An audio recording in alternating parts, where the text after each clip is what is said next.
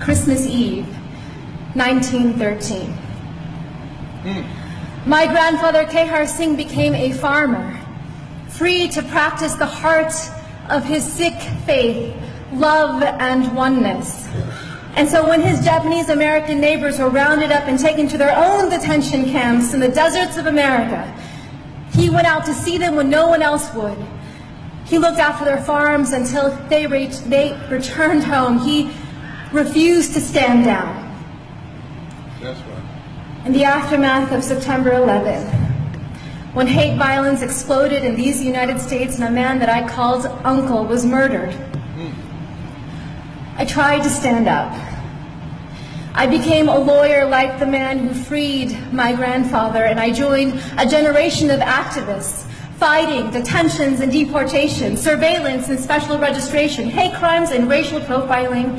And after 15 years, with every film, with every lawsuit, with every campaign, I thought we were making the nation safer for the next generation. Mama. And then my son was born.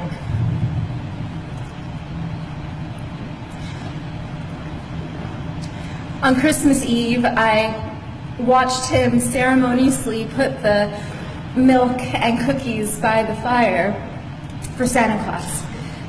And after he went to sleep, I then drank the milk and ate the cookies. I wanted him to wake up and see them gone in the morning. I wanted him to believe in a world that was magical. But I am leaving my son a world that is more dangerous than the one that I was given. Because we are raising a brown boy in America. A brown boy who may someday wear a turban as part of his faith. And in America today, as we enter an era of enormous rage, as white nationalists hail this moment as their great awakening, as hate acts against Sikhs and our Muslim brothers and sisters are at an all-time high, I know that there will be moments, whether on the streets or in the schoolyard, where my son will be seen as foreign, as suspect, as a terrorist. Just as black bodies are still seen as criminal.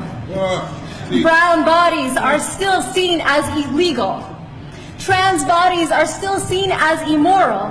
Indigenous bodies are still seen as savage. The bodies of women and girls seen as someone else's property. And when we see these bodies not as brothers and sisters, then it becomes easier to bully them, to rape them, to allow policies that neglect them, that incarcerate them, that kill them.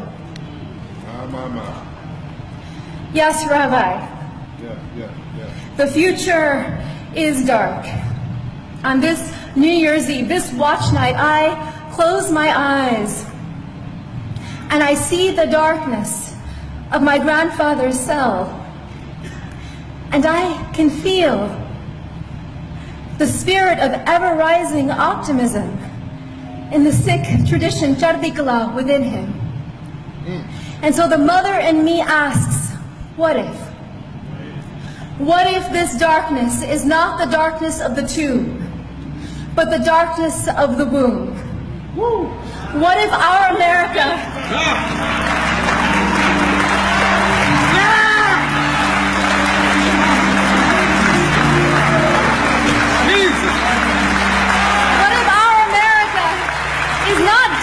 but a country that is waiting to be born?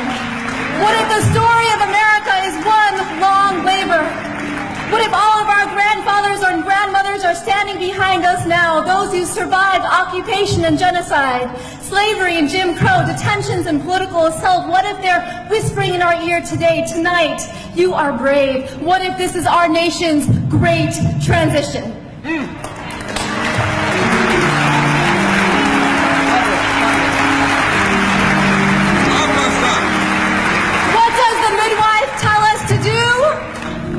Breathe! And then, because if we don't push, we will die.